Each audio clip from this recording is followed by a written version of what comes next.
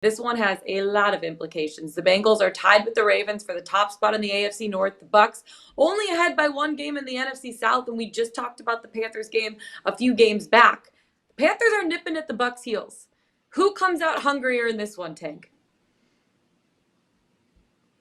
Like, what are we doing here? Honestly, like, why are the Bengals only favored -3.5? That's the only question I have in my head. Because I Yeah. understand the ramifications for the Buccaneers, like they had the late Monday night game on the East Coast, had to travel all the way out to the West Coast just to get that ass tapped by the San Francisco 49ers. And I mean tapped 35-7. Like, you're supposed to be the They got number one spanked. team in the They NFC got spanked. South, and you got waxed like that. Like, come on, Yeah. man. And like, and this is the thing that really sets it apart for me. Like Joe Burrow, and I've quoted this a number of times. He said that teams tend to separate themselves in December. Good teams. And we've seen that from the Cincinnati Bengals. They had a couple of teams that had revenge on their minds against the Bengals. Tennessee Titans, Kansas City Chiefs. Kansas City Chiefs, one of the better teams in the league. Cincinnati Bengals handled both of them rather easily. And so now we expect these Bengals to falter against the Tampa Bay Buccaneers, who just can't get right. They can't run the damn ball. The only time they connect on long, deep passes, they get called back for holding, or Mike Evans may drop the ball or something like that. So they can't execute splash plays.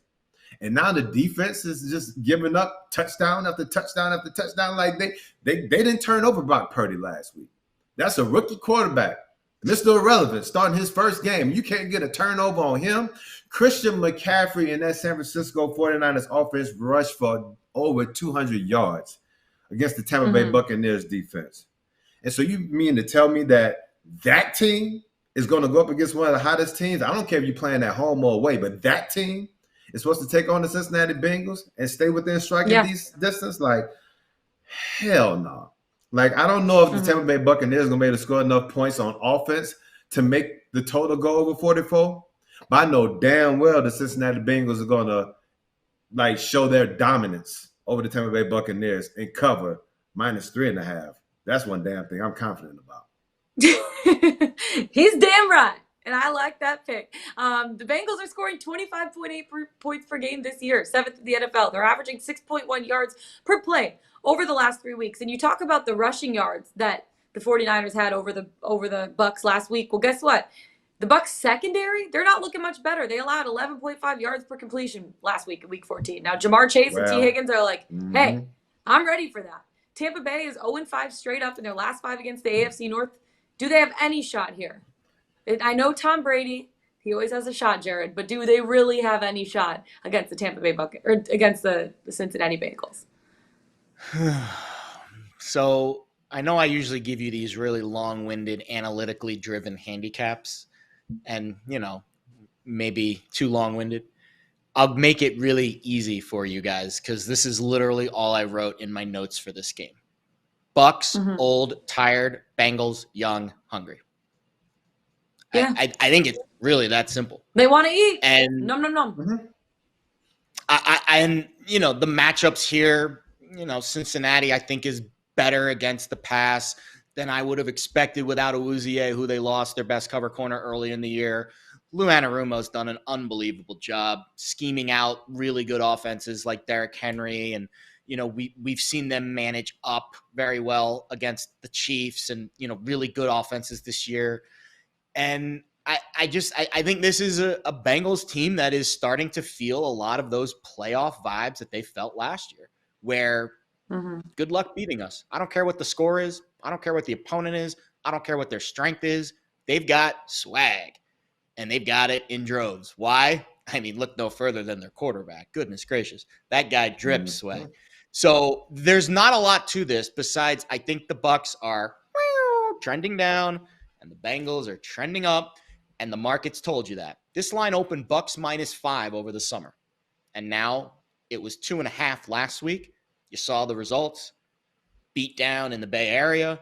Bengals look good again. Now it's through the key number of 3. Cincinnati's the hot side. Are you getting any value by betting the Bengals? No, of course not. The number's been sucked out of all value.